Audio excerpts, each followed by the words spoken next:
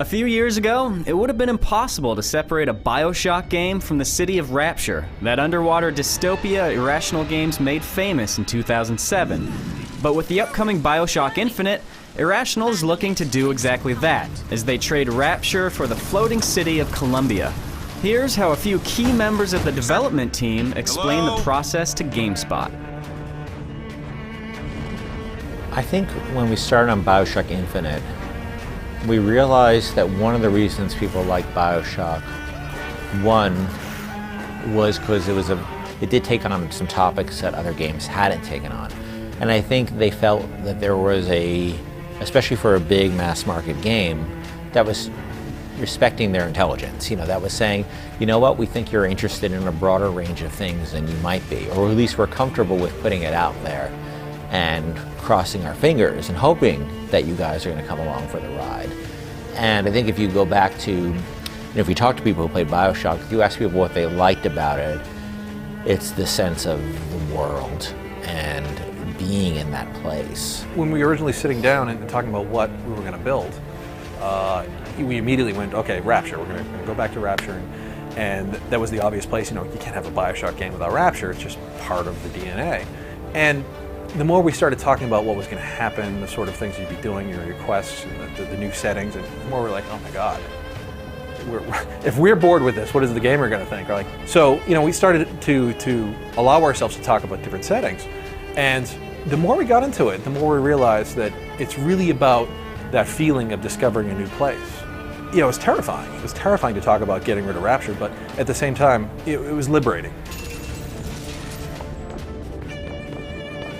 With Rapture a thing of the past, a new challenge arose for Irrational. They had to prove they could do more than just build an incredible world.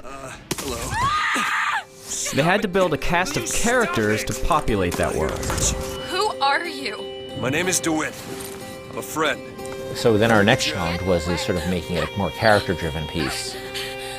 And, developing Booker and Elizabeth and saying, well, will people go along on the ride for these two characters and have it be such a character story? He's coming. You've got to go. Why? You don't want to be here when he gets here. Just a minute, I'm getting Can't dressed. have a Bioshock game without a Big Daddy. What is that really all about? It's about that relationship. It's about the relationship with a Big Daddy and little sister. So, what is Elizabeth? Elizabeth's relationship with Songbird, and then with Booker, and like how everything relates in that regard.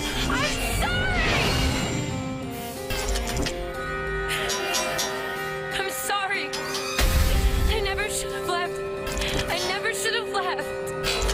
We knew we had to create, with this game, a great environment, a great city.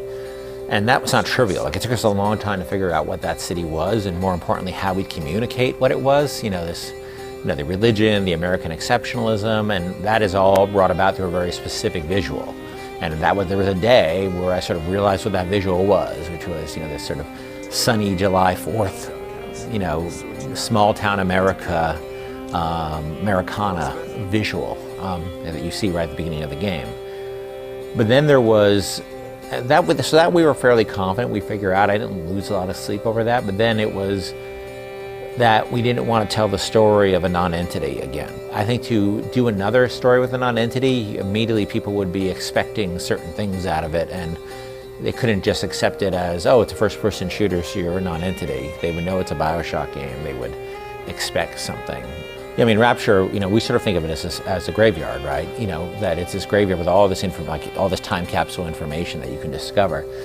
And it's another case of we felt we had done that and we wanted to challenge ourselves. And not only did we want to give them a world that was alive and still kicking and not a graveyard, so the player could participate in what happens to that world, can see its evolution rather than just observe it as a historian. Observe it as a journalist, in real time, and not just a journalist, an actively engaged, involved journalist, or a revolutionary at times. Listen, friend, we're not looking for any trouble. Yeah.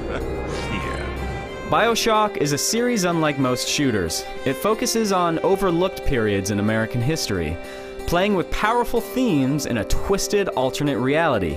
But the history of America is a thick book, one that presents a lot of subject matter to explore. I don't really have a temptation to take all of the themes of American history and mix them together, because I sort of don't go at it from like, what period of, what aspect of American history are we interested in?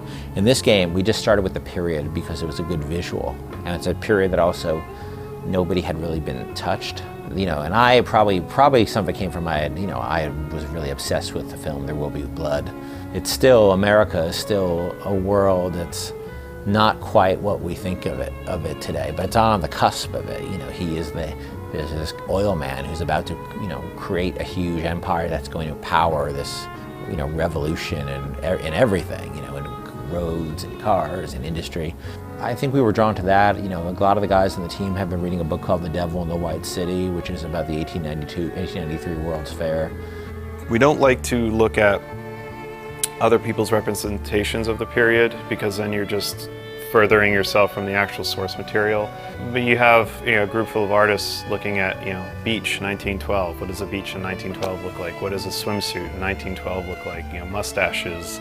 The character artist, he has tons of guys with weird handlebar mustaches and hats and things like that, and doing the muscle poses on the beach.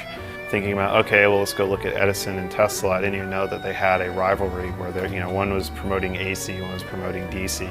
And that starts informing possible scenarios, things that are bubbling up to the surface that you want to latch onto, and either for the writers start writing about, or things that inspire the art team in general to start making. Overall, it's the source material. We have lots of very strange photos from the time. I mean, one of the ones that we'd shown at PAX was a dead horse in a gutter with the kids all poking with a stick and playing around it. It's like something you'd never see in modern day, like a dead animal on the street covered in kids. And it just kind of really shows you how different things were. I think a lot of people were worried when we started this game that because it looked happy and nice, that the game would feel happy and nice. And I think very quickly people realized that you don't need darkness to portray darkness. But right from the beginning, they say can we have the most disturbing shit in the world happening to you in the most beautiful setting possible? And there's that moment where you realize you've bitten into the worm in the apple. All of a sudden the beauty of this place comes crashing down during that raffle scene. That was one of the challenges we gave to ourselves too, and it is, it is a deeply oppressive environment. It just doesn't look that way. Abandoning the world of Rapture was a bold move, but Irrational Games is one studio that isn't afraid to take creative risks. With Bioshock Infinite just a couple months away from hitting store shelves, fans will finally get to see whether that gamble has paid off.